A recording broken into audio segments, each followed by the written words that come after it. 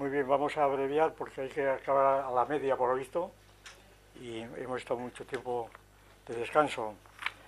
Bueno, se trata, después de haber expuesto estas cuatro estratos de que hablábamos, ¿verdad?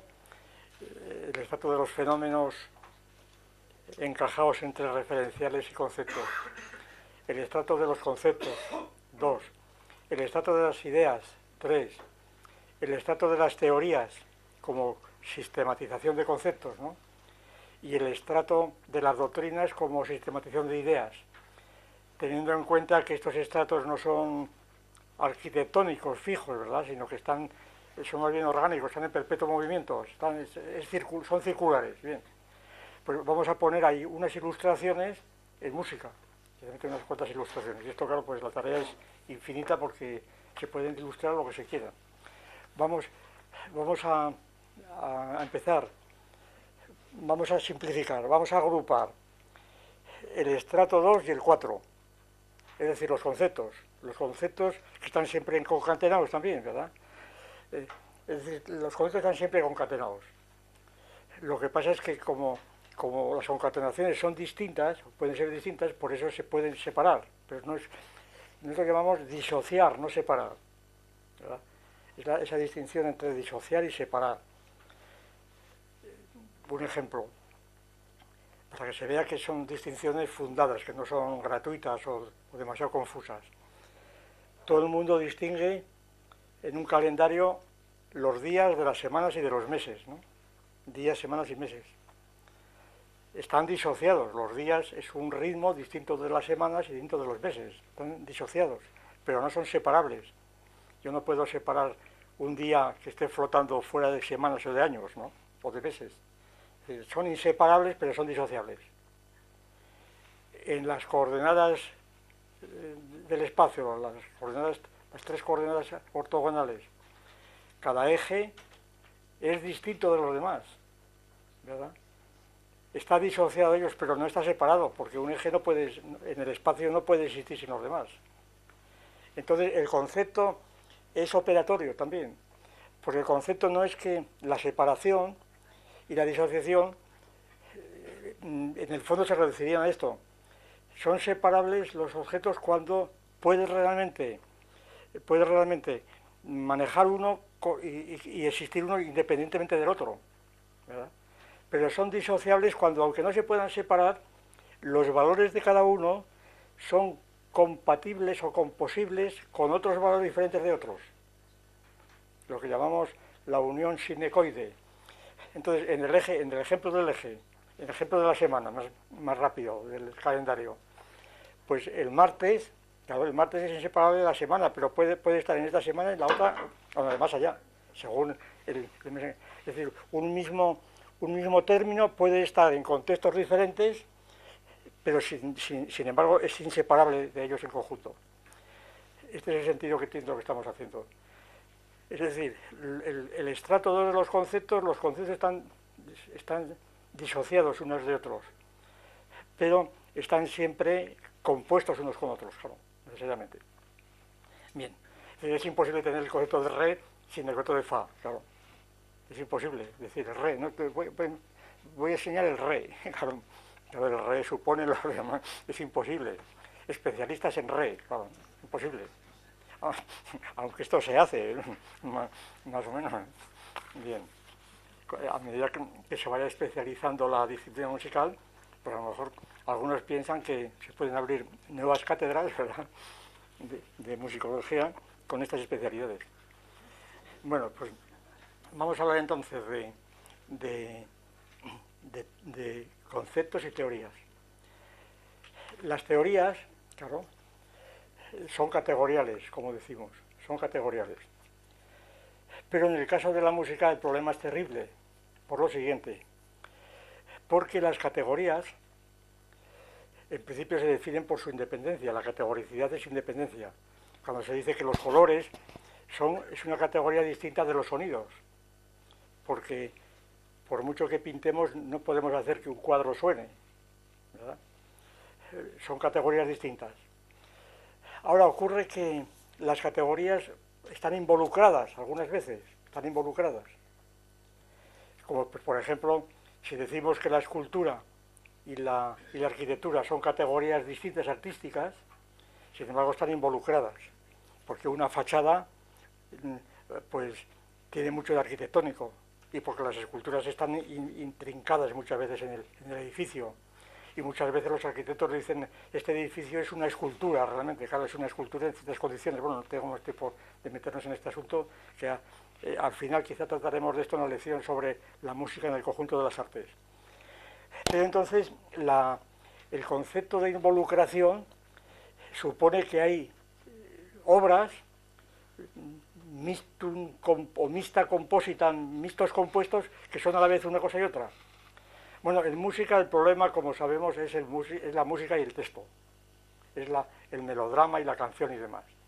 Es decir, la música está desde siempre asociada, involucrada, mejor dicho, involucrada hasta el fondo con el texto.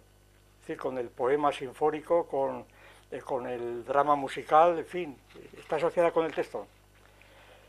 Y claro, la cuestión es que estos componentes son separables, porque hay música sin texto, la música instrumental, o la vocal, o la música vocal cuando se canta con boca cerrada o poco más, o se canta el la del himno nacional, ¿verdad? Pero sin embargo hay música, generalmente la música va con un texto, con una letra, y esta letra a su vez está organizada pues en la forma de un poema sinfónico o de una comedia, de un drama, lo que fuera, ¿no? De una ópera.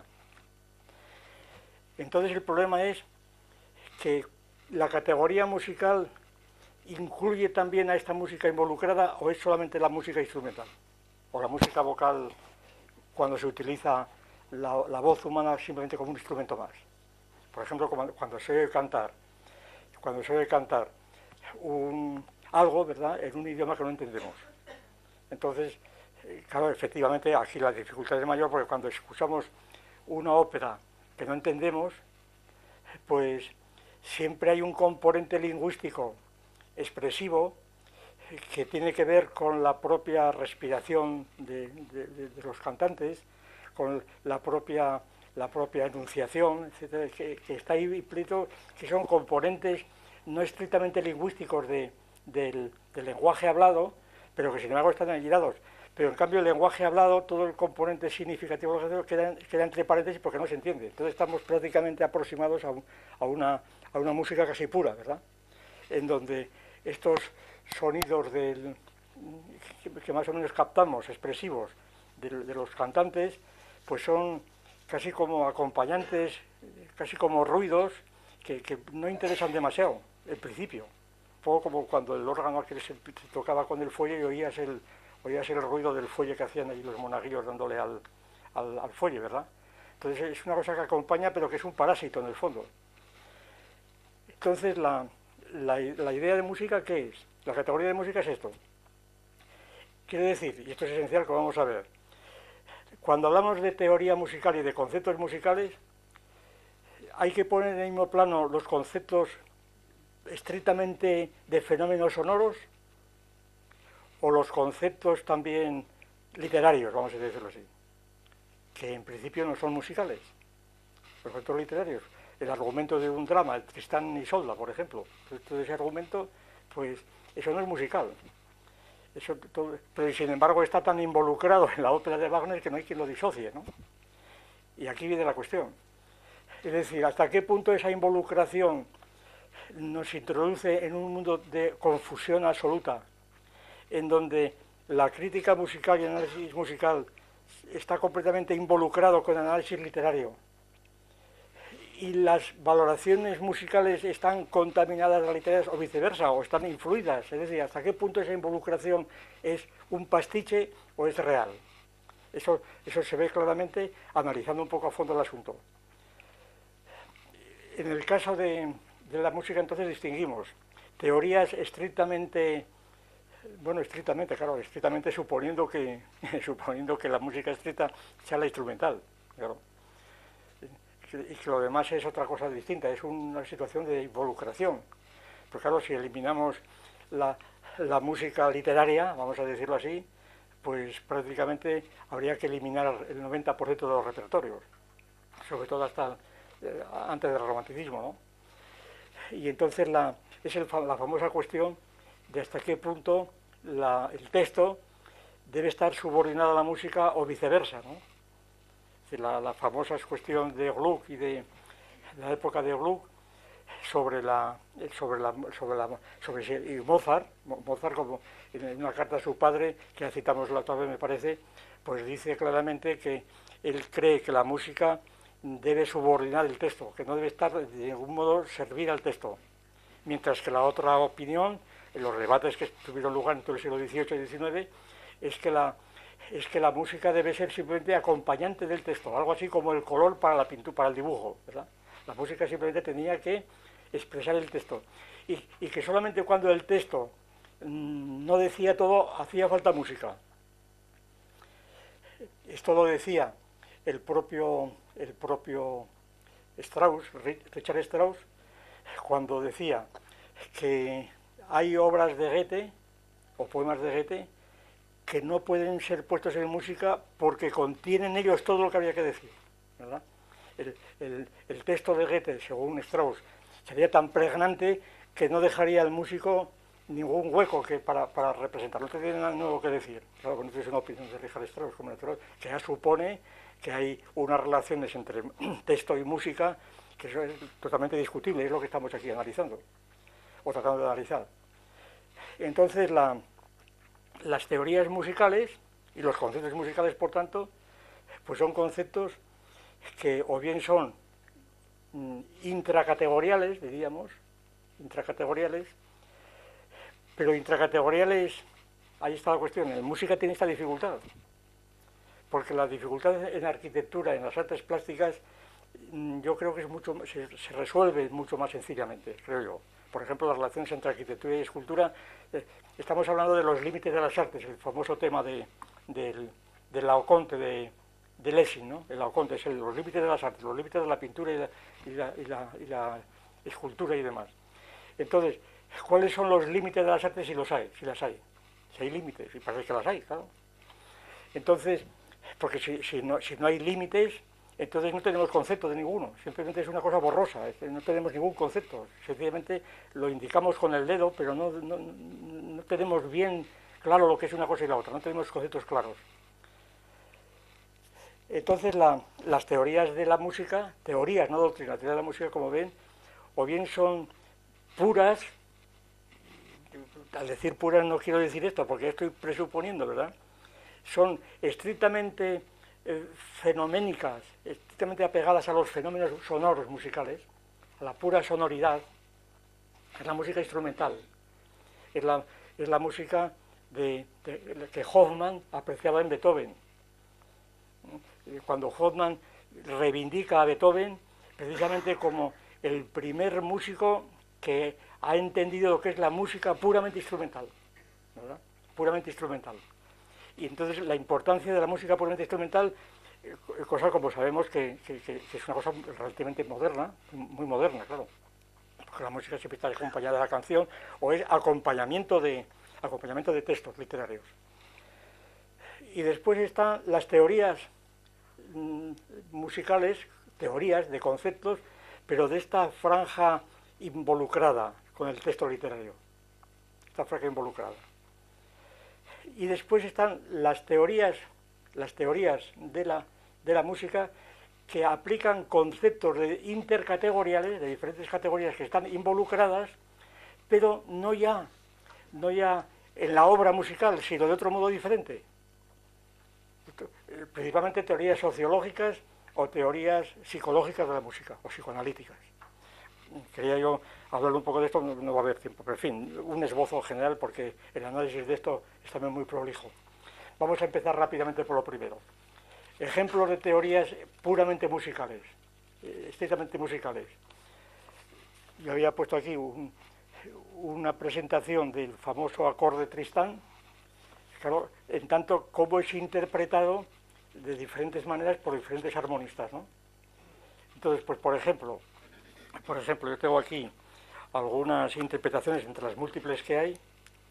Por cierto, si ponen en internet el acorde Tristán allí, hay a docenas de interpretaciones. Es una cosa muy curiosa, ¿verdad? Y además relativamente reciente.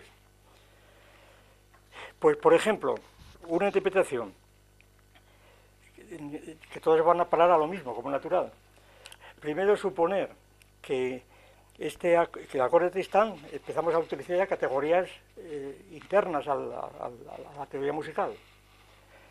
Que esto es un acorde en la menor, claro, por la composición de la armadura inicial, en la menor, que pasa al fa, a la séptima, que luego desemboca en este re sostenido. Claro, pero que este re sostenido, ¿qué es? Pues si no debía estar alterado, ¿verdad? O debía estar alterado según cómo se entretenga. Entonces, este re debía ser en principio subir hacia el mi, pero en cambio cae al b cuadro, con lo cual produce una disonancia, según la sexta francesa y demás, ¿no? Todas estas teorías que se barajan aquí en este análisis. Y entonces...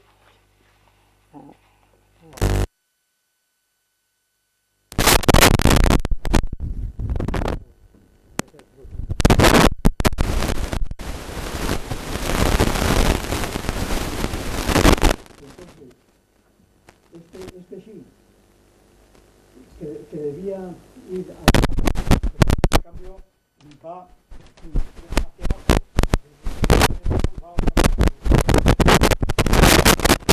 pues que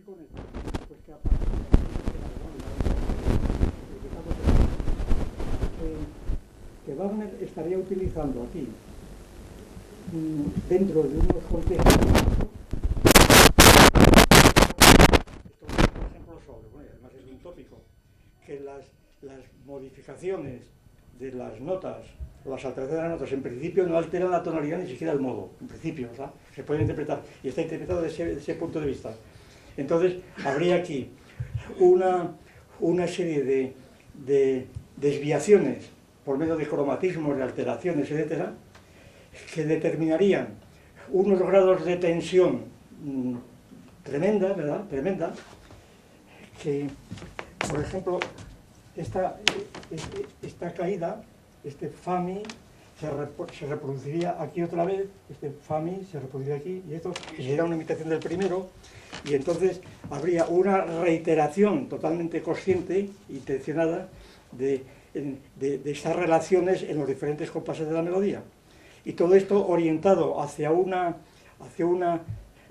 enfrentamiento, por así decir, con respecto a las normas de una armonía clásica, de Rameau, por ejemplo, y de los oídos educados con esta armonía, que son los que determinarían, pues la expresión que más he oído es una tensión insoportable, ¿verdad?, en donde Wagner está aquí expresando, y al parecer el que escucha, el receptor, también lo ve, está expresando los sentimientos de amor, odio, de tristeza, alegría, de resignación, de destino, en fin, todo lo que se queda de muerte y resurrección, todas estas cosas se ven. Eso literalmente, ¿eh? Es decir, que después de este tipo de... Bueno, y el otro análisis lo mismo. El otro análisis supone que aquí está que la tonalidad no sería el La menor, sino que sería el Si mayor, que sería esto, con lo cual resulta que esta nota, que aquí, que esta nota debía ser, que este Re está alterado, que debía ser un Re normal, que entonces que este Sol y este La, pues también, este Sol tampoco tendría por qué ser el Sol sostenido, y que tendría que bajar otra vez aquí abajo en lugar de subir como sube el La, lo cual produce otra tensión terrible que expresa ese dramatismo. Bueno, entonces el problema aquí, para resumir, es el siguiente. Realmente con estas tensiones que se dice, tensiones con respecto en principio, a música de ojos, porque esto, si no fuera por partituras, todo esto que he oído lo percibe si no fuera por la partitura, por escritura, quiero decir. Entonces, pero vamos a suponer que lo oigamos, que lo perciba un oído bien educado, vamos a oír que oiga estas tensiones y demás. ¿Qué tiene que ver esto con la muerte y la resurrección y la traición y la renuncia y tal y cual? Yo sinceramente creo que no tiene nada que ver. que aquí en estas interpretaciones a las cuales desembocan todos estos análisis teóricos son interpretaciones literarias que están pensando en el argumento de la obra, en el argumento, y que la única relación que puede haber sería pues una especie de desasosiego o de tensión, para utilizar la palabra que se dice, de tensión, en donde que produce angustia a algunos. Yo les invito a que vean en internet, las cosas son de lo más curioso que hay allí, ¿verdad? Y además te ponen el acorde allí para que lo oigas, ¿verdad? O sea, esto me ha producido una tensión, me ha producido una tristeza infinita. Claro, yo no entiendo cómo se puede decir esto, que me digan que esto lo dicen después de haberse empapado en el problema del Tristán y Isolda, de haberse identificado con Matilde Besendor o lo que fuera, ¿verdad? Y entonces, ahí pueden sentir esto, pero si no veo por qué. Porque hay una asociación de acordes y de cromatismos que diferencian y que conducen al atonalismo. Bien, eso está bien. Aquí es donde yo quería decir, dos palabras sobre estas dos. La primera teoría, la que estaba yo aludiendo, es que esto está escrito en una tonalidad solo, y la otra es que está escrito en una tonalidad, en dos tonos modulantes, ¿verdad?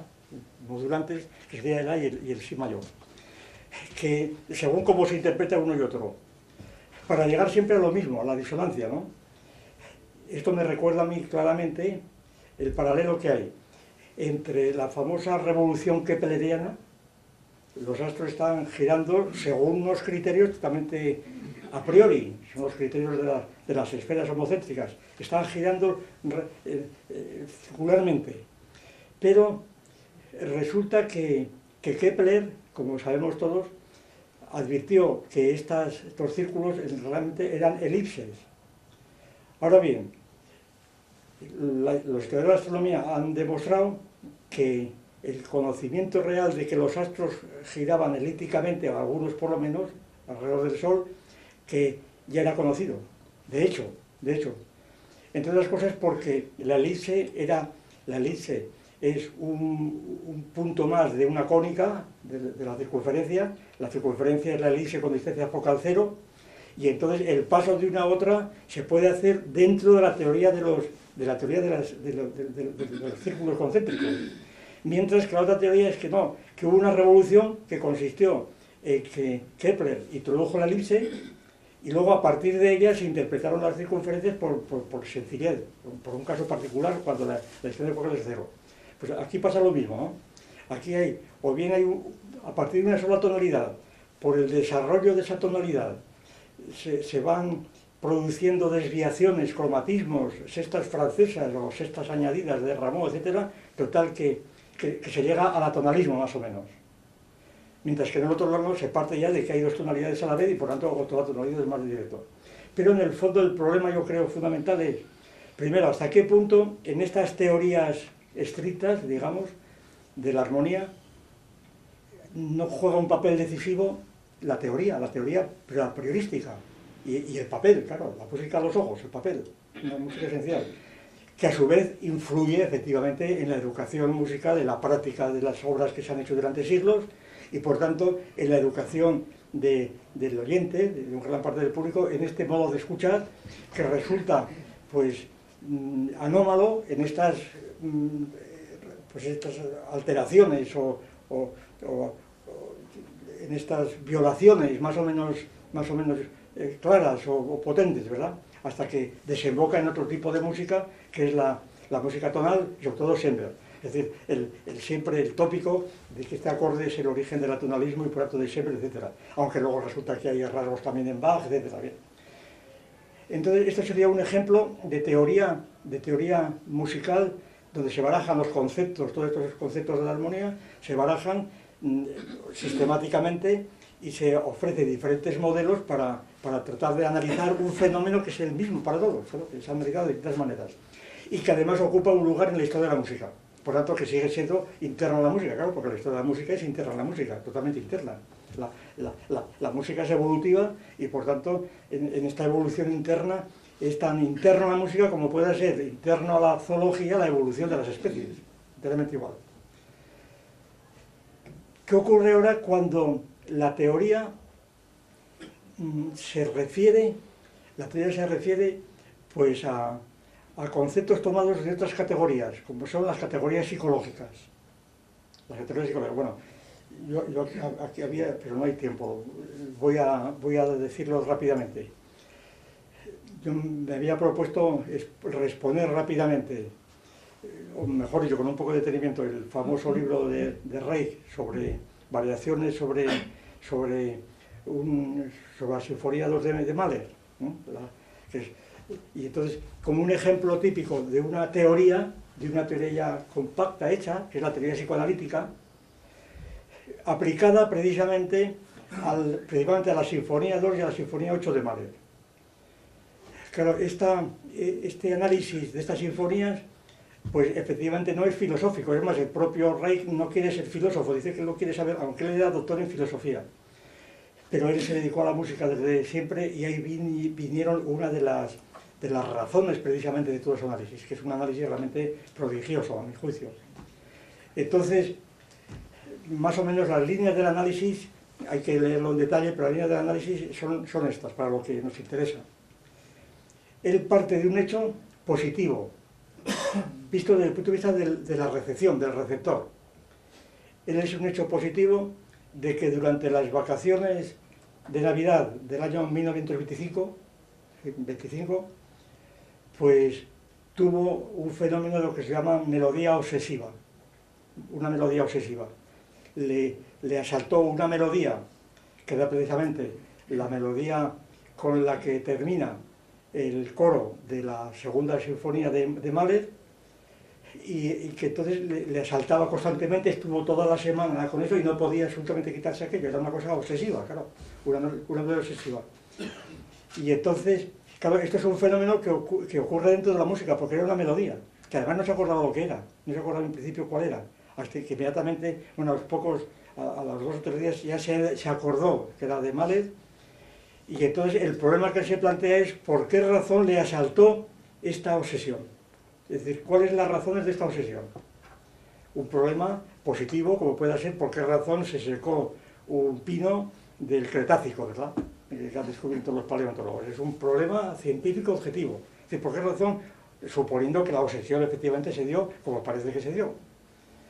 Entonces, aquí Reich moviliza naturalmente pues la teoría del psicoanálisis, sobre todo el psicoanálisis de Freud y el de Adler en parte. Y entonces se da cuenta que ¿cuándo empezó la obsesión, esta melodía? Pues cuando un día antes de Navidad recibe una llamada de un colega suyo, este era psicoanalista discípulo de Freud y de Abraham, y había estudiado en Viena, había sido psicoanalizado en el psicoanálisis de formación por Abraham, y entonces pues recibe una llamada por teléfono diciendo que Abraham ha muerto. Y le encargan, de parte de Freud mismo, le encargan que escriba el discurso funeral para la próxima sesión de la Sociedad de Psicoanálisis que se va a celebrar en Viena en enero de ese año 26. Y entonces, sobre esta base, es hacer todo ese análisis. Bueno, ¿por qué razón entonces, en el momento que me comunican la muerte de Abraham, que había sido su maestro y su amigo, al que tenía gran devoción y demás, entonces, ¿por qué razón se encadena esta melodía obsesiva? Claro, esto es un problema psicológico, pero vamos a ver que tiene una importancia de análisis musical importante, que no es una cuestión puramente ajena a la categoría musical.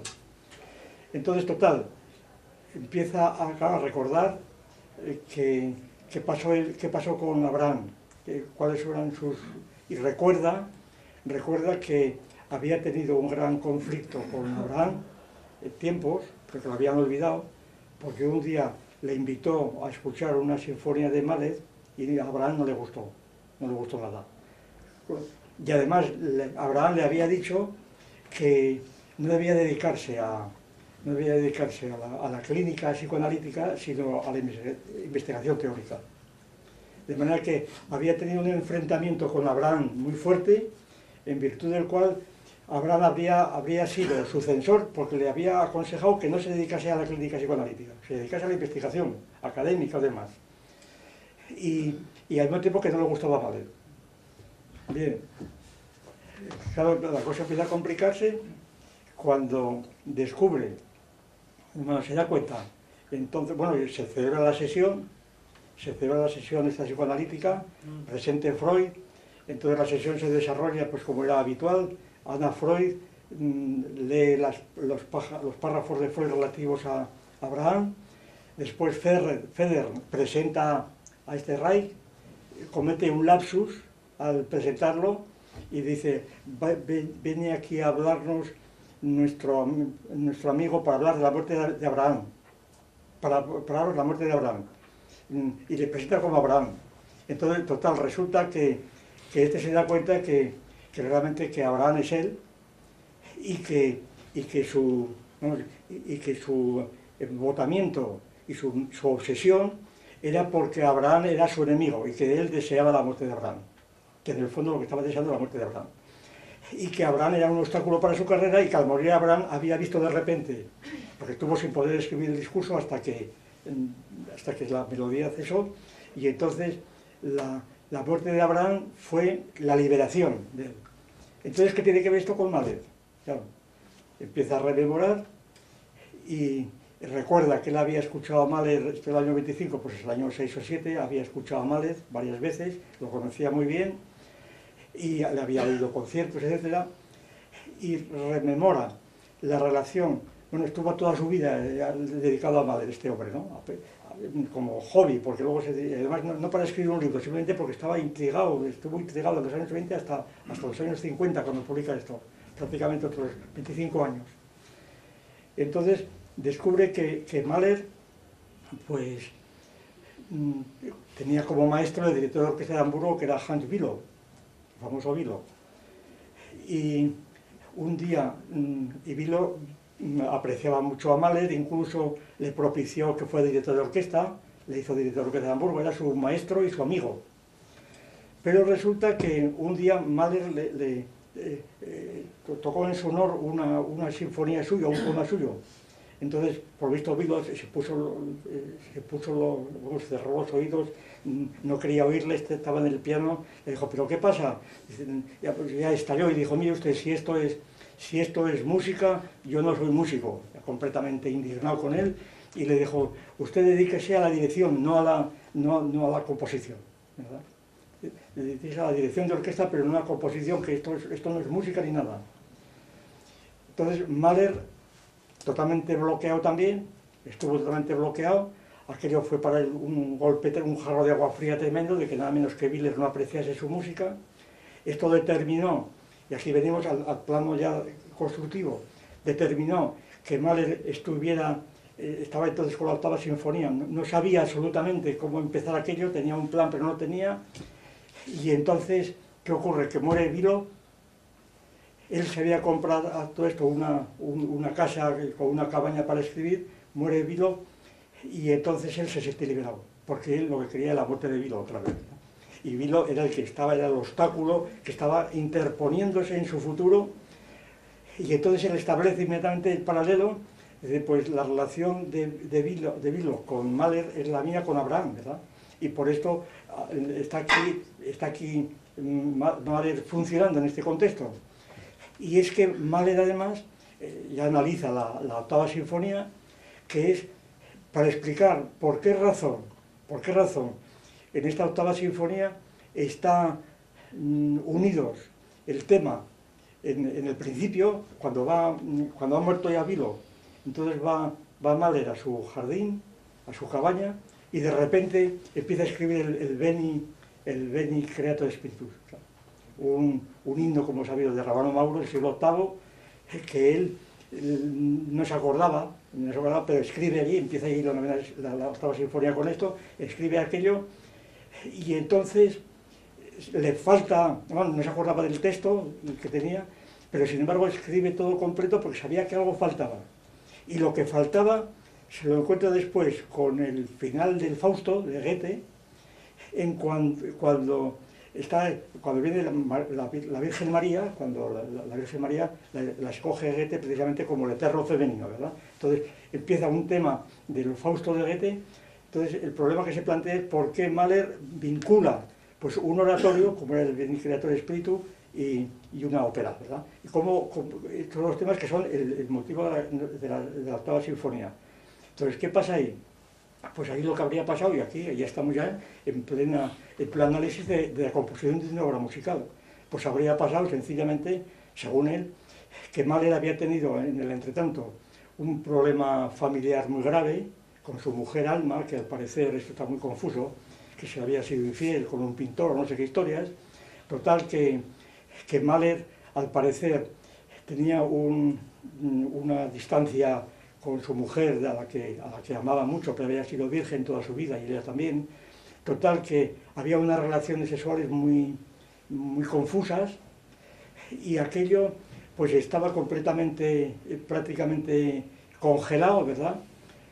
Y entonces cuando empieza con el eterno femenino, empieza con la Virgen María y estas cosas, ¿verdad?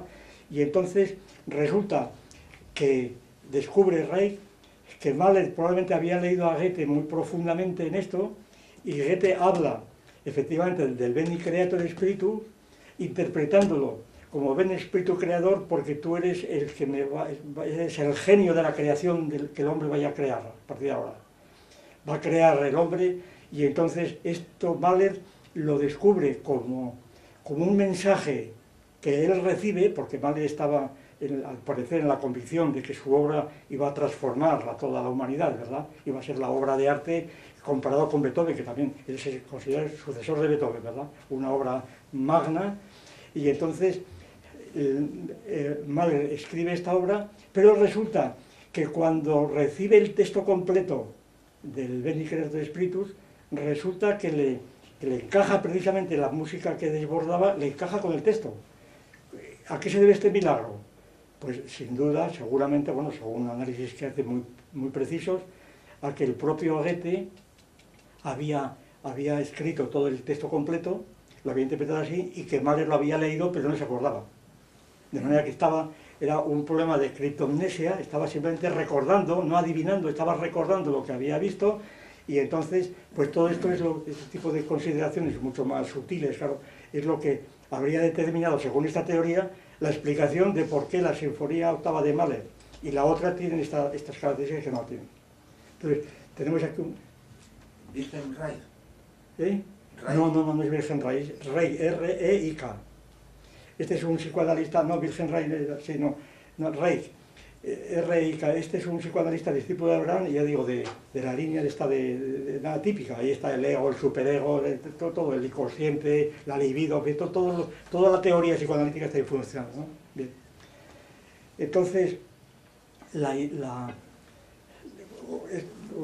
este es un ejemplo de análisis de esta teoría.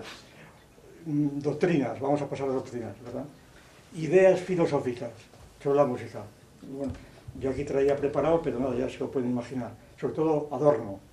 Yo Adorno lo pondría como ejemplo de un pensador que, siendo un experto en conceptos musicales, un experto, vamos, un músico, un compositor, ¿no? Todo lo que se quiera, cuando empieza a filosofar alrededor de las ideas, pues realmente no tiene ninguna doctrina, nada. Pues yo por lo menos no los he encontrado. Utiliza muchas ideas, totalidad, ¿verdad? Hegelianas, totalidad, la tonalidad y la totalidad, pero no dice ni siquiera totalidad ni cuál les hay. La verdad, ¿verdad? La alienación. Está todo lleno de categorías hegelianas que salen ahí como relámpagos de vez en cuando. Entonces el que va leyendo las obras de Adorno, pues queda asombrado por el conocimiento técnico de la música, por la serie de ideas abstractas que está por ahí infiltrando, pero luego yo desafiaría, y he desafiado muchas veces a la gente, a que me exponga un poco alguna doctrina de Adorno sobre la música. Es imposible exponerlo porque no hay doctrinas. Un poco lo que pasa con García Vaca, no hay doctrinas. Otro ejemplo, y ya con eso terminamos.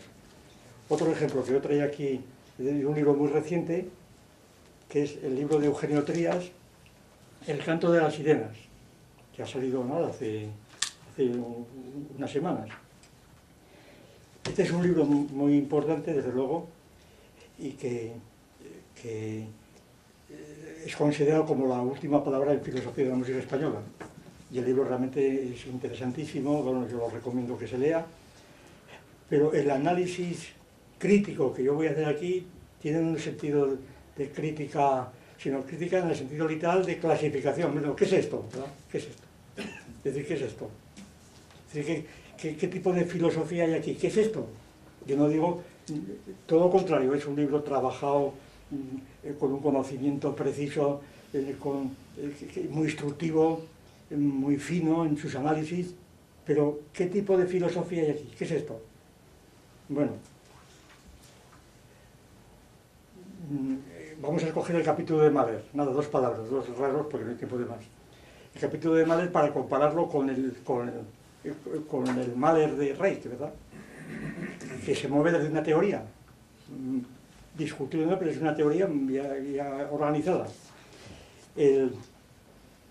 El libro de Mahler, pues por ejemplo, el libro de Trías, pues por ejemplo, cuando dice unos cuantos párrafos ya está. Dice, por ejemplo, está analizando a Mahler, a quien estima mucho. Dice, por cierto, no cita a Reich. Seguramente lo conoce, pero no le ha interesado porque no es filosofía, claro, de Reich puro psicoanálisis, lo considera una cosa, creo yo, porque está totalmente informado por todos los lados, Trías, y además, yo sé, es amigo mío, yo sé perfectamente que conoce todo esto, pero no lo cita, porque me ha asombrado que hablando de Mahler no cite a Reich. Pues dice, por ejemplo, de Reich, conviene subrayar el carácter total, omniabarcante, de la voluntad de Mahler de hacerse con todos los recursos disponibles a fin de crear o construir un mundo, ¿verdad? Debería hablar, en todo caso, de todos los posibles recursos, etcétera, etcétera. Sigue.